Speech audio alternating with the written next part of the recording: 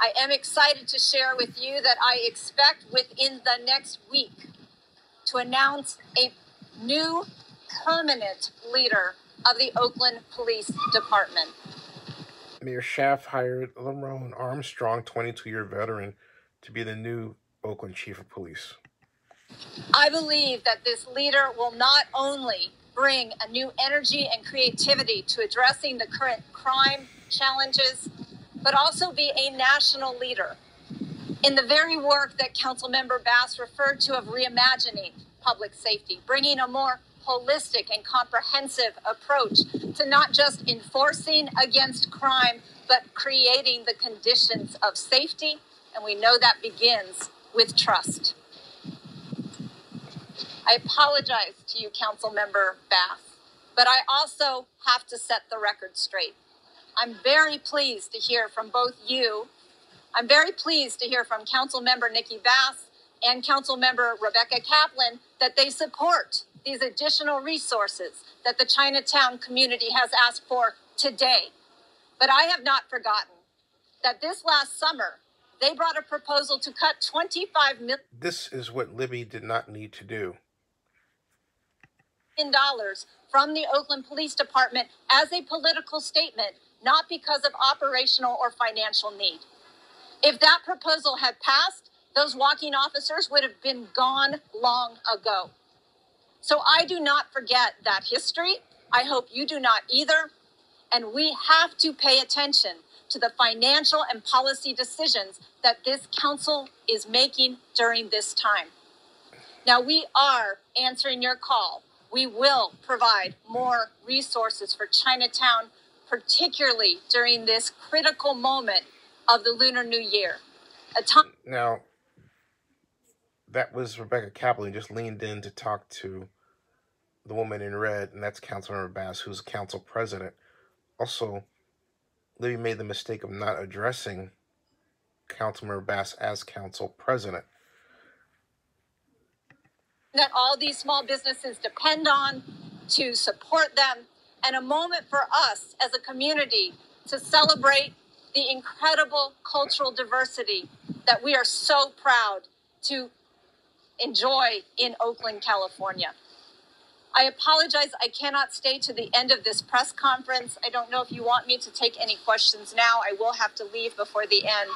Oh, and by the way, that was not Rebecca Kaplan who leaned in to whisper to Councilmember Bass. That was Carl Chan, who's a longtime Oakland business community activist. If anyone is good, I am Jody. Mayor, we all know that crime is increased tremendously in the city while the police budget has... I can't hear the question there, but that's superfluous because the damage was done. And on Twitter today, Councilmember Bass unloaded, "This is an important moment for Asian Americans that requires healing and solidarity across the nation. Some electeds are seeding division among racial groups. I continue to be angered by what Mayor Schaaf did, taking a space for healing and safety and using it to politically attack me."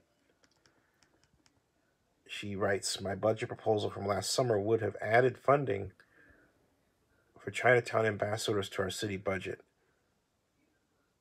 Already had ambassadors escorting seniors to from the apartments, removing trash, graffiti, getting to know merchants, creating safety."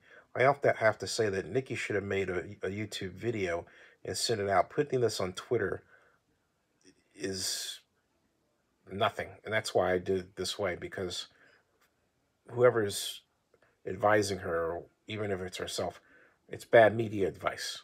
Let me continue.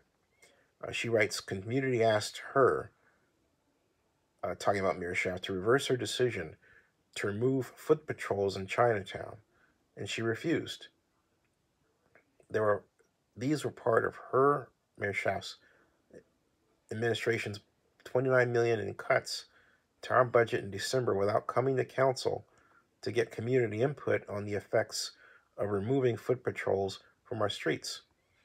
These cuts undermine the reimagined safety process that we have been working on with hundreds of Oakland volunteers since December. We'll preserve Oakland. White supremacy won't divide us. And here she's accusing Libby of being a white supremacist.